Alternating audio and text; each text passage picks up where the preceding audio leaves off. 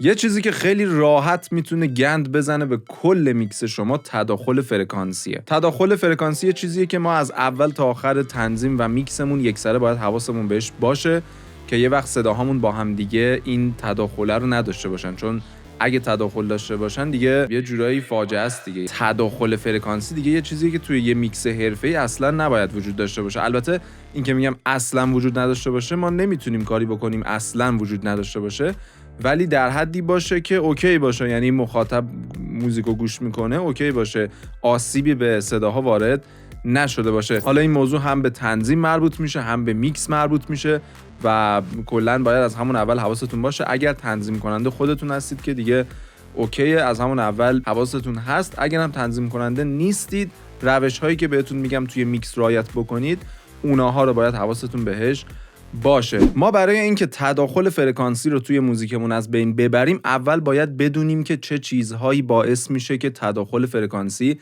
به وجود بیاد. کلاً چه عواملی دست به دست هم میدن تا دو تا صدا با همدیگه تداخل فرکانسی پیدا بکنن. اولین موضوع اینه که اون دو تا صدا همجنسن. یعنی چی؟ یعنی فرکانس های مشابه همدیگه دارن. قطعاً دو تا صدا وقتی همجنس باشن و فرکانس های مثل هم داشته باشن با هم تداخل پیدا میکنن. اگر فرکانس هاشون یعنی بازه اصلی فرکانس هاشون با هم متفاوت باشه که اصلاً تداخلی پیدا نمیکنن. یه مثالم بخوام تو این زمینه بزنم، مثال بارزش کیک و بیسه. کیک و بیس جفتشون یعنی اصلا همیشه تداخل فرکانسی میاد، همه تو ذهنشون کیک و بیس میاد، در صورتی که بقیه صداها هم خیلی با هم تداخل پیدا میکنن، ولی کیک و بیس دیگه سلطان این کارن. این نکته رو بگم که وقتی میگم بازهای فرکانسی، همه صداها اکثر فرکانس ها رو دارن. مهم اینه که بازه اصلی اون صدا کدوم بازه فرکانسیه. مثلا ممکنه من اینجا یه بیس داشته باشم که ببینم بیس دارم. خب این بیس الان ایناها رو هم داره، یعنی فرکانس های هایو هم داره، ولی بازه اصلیش اینجاه.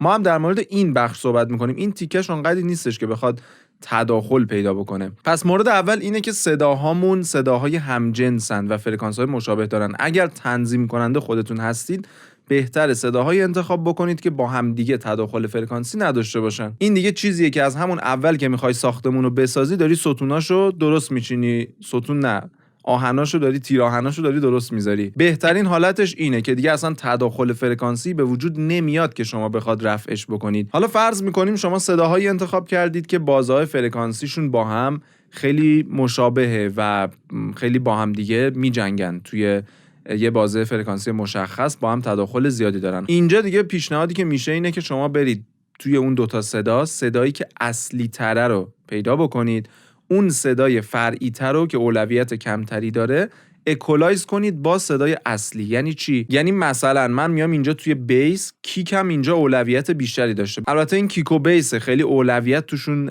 مطرح نیست، جفتشون مهمن، ولی اینجا اومدم این بخش ساب رو یکمی کمتر کردم که توی کیکم بکوبه و این بخش های لو مید رو یکمی توی بیس بیشتر کردم. البته این جنس بیسی هم که من انتخاب کردم یه طوریه که این بازه رو بیشتر کنم قشنگتر میشه. حالا داخل کیکم اومدم چیکار کردم؟ ببین، حالا این که یک شلف زدم، این پروژه یکم قدیمیه، میکسم یکم عجیب غریب بود، الان این نمیدونم چه شیپیه اینجا چیدم، ولی در کل میبینید که اومدم اون بازه‌ای که توی بیس افزایش داده بودم، این حدود لو مید، این بازه رو کم کردم که توی بیس زیاد کرده بودم و توی این بازه‌های ساب که توی بیس کم کرده بودم اینو دست نزدم دیگه، گذاشتم که بمونه. همیشه سعی کنید با کم کردن فرکانس ها، یعنی با کات کردن فرکانس ها به نتیجه برسید، نه با بوست کردن. معمولا نتیجه بهتری میده. مورد بعدی اینه که اون دوتا صدای هم فرکانس به طور همزمان هم اجرا میشن. یعنی این دوتا صدایی که فرکانساشون شبیه همه و با هم تداخل داره توی یک لحظه اجرا میشن، واسه همین اینا تداخل فرکانسی پیدا میکنن. پس اگه ما بتونیم کاری بکنیم که این دوتا صدا به طور همزمان با هم اجرا نشن، دوباره بردیم. دوباره اینجا من همین کیک و بیس، ببین حالا من اینجا یه تکنیکی زدم بهتون میگم چیه، خیلی هم تکنیک ساده ایه. یا مثلا این دوتا گیتار. حالا این موزیک تا حدی میکس شده، خب، و اینطوری نیستش که کلا الان تداخل فرکانسی زیادی ما بشنویم، ولی کلا مثلا این دوتا صدایی که براتون گذاشتم هم بازهای فرکانسیشون میشه بگیم شبیه همن و هم دارن به طور همزمان پخش میشن. حالا ما چیکار کنیم؟ بهترین حالت اینه که توی تنظیم وقتی دارید ریتمو میشینید، وقتی دارید صداها رو تنظیم میکنید، یه طوری بچینید که اصلا با هم تداخل فرکانسی نداشته باشن. یعنی چی؟ یعنی وقتی کیک من میکوبه، من بیسمو طوری بچینم که اصلا زیر کیک من اجرا نشه، یعنی کیک و بیس من به طور همزمان اجرا نشن. وقتی کیک هست بیس نباشه، وقتی بیس هست کیک نباشه. حالا توی این کار یه حالت پاپ داره و اینجا من دیگه نمیشده مثلا یک طوری بچینم که کیک و بیس همزمان با هم اجرا نشن. توی سبکا الکترونیک خیلی دستمون بازتره که بتونیم این کارا رو انجام بدیم. حالا اینجا من اومدم چیکار کردم؟ برای اینکه لحظه که کیک من میکوبه بیس نباشه، اومدم یه دونه لیمیتر اینجا گذاشتم و بیسمو با کیک ساید چین کردم. یعنی لحظه که کیک میکوبه بیس من میره پایین. ببین، میبینی به محض اینکه کیک من میکوبه بیسم میره پایین. یعنی اومدم همون کارو کردم که لحظه که کیک من میکوبه بیسم نباشه. مورد آخرم وقتیه که شما صداهایی که انتخاب کردید هم فرکانسن و هم دارن به طور همزمان اجرا میشن و هم از لحاظ ایمیجینگ مثل همن، یعنی دوتاییشون میدن یا دوتاییشون سایدن. این باعث میشه که باز تداخل فرکانسی بیشتر بشه. حالا خیلی واضحه که برای اینکه تداخل فرکانسی کمتر بشه، یکی از روشامون اینه که اون صداها رو از لحاظ ایمیجینگ با هم دیگه تضاد بکنیم. یعنی اگر یک صدایی میده یکی دیگر رو ساید بکنیم یا بالعکس، یا میتونیم پنشون بکنیم. اینجا میبینید که من خیلی از صداها رو پن کردم. حالا اینا تداخل فرکانسی خیلی زیادی هم نداشتن، ولی با استفاده از پن کردن شما میتونید تداخل فرکانسی رو کمتر بکنید، چون دوتا صدایی که هم فرکانس هستن اگر یک کدوم بره سمت چپ یک کدوم بره سمت راست دیگه تداخل زیادی با هم ایجاد نمیکنن. خب اینجا هم اگر من بیام روی همین گیتارا دوباره، ببین این گیتاری که داره ملودی رو میزنه میده، خب یعنی بیشتر میده. حالا ریورب و اینها دادم یه کمی سایت شده. این گیتار دیگر رو ببین. من اگر اینو بیام،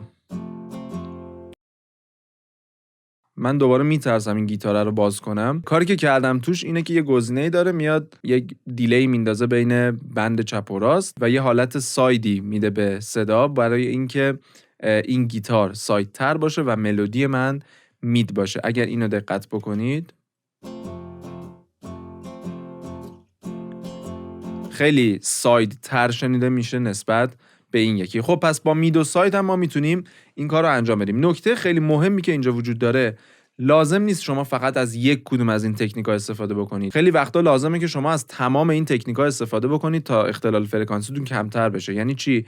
یعنی مثلا من این کیک و بیس رو اومدم هم از لحاظ فرکانسی اکولایز کردم که با هم از لحاظ فرکانسی تداخل نداشته باشن، هم اومدم با هم ساید چین کردم. یعنی از دو تا از این تکنیکایی که گفتم استفاده کردم برای اینکه تداخلشون کمتر بشه. ممکنه شما لازم باشه از تمام این تکنیک‌ها استفاده بکنید، هم پن بکنید، هم اکولایز بکنید، هم ساید چین بکنید تا تداخل فرکانسیتون بیاد پایین. پس خودتون رو محدود نکنید فقط به اینکه از یک کدوم از این روش‌ها استفاده بکنید. خیلی خوب، تداخل فرکانسی موضوع خیلی مهمیه. یکی از چیزهایی که باعث میشه توش خیلی حرفه‌ای بشید اینه که زیاد میکس بکنید. یعنی یه چیزیه که کلا میکس و مستر با تمرین زیاده، ولی این یکی از مهمترین موضوعاته. یعنی شما اگر زیاد میکس بکنید کم کم تو ناخودآگاهتون میتونید تشخیص بدید که اصلا این صدا الان با اون تداخل داره. اصلا تشخیص دادن تداخل خودش یک مبحث خیلی مهمیه. شما اولش فقط تداخل‌های خیلی زیاد متوجه میشید، یکم که با هم تداخل دارن اصلا به گوشت نمیاد، فکر میکنی اوکیه. یکم که میگذره هی متوجه میشی که او اینجا تداخل بوده، من متوجه نمیشدم. به هر حال میکس زیاد انجام بدید، هرچی گوشاتون بیشتر صدا بشنوه بیشتر تشخیص بدید، سعی کنید که تشخیص بدید فرکانس ها رو، قوی تر میشه. لایک و کامنت و سابسکرایب یادتون نره. امیدوارم که این ویدیو به دردتون بخوره، که مطمئنم به دردتون میخوره. تا ویدیو بعدی میبینمتون.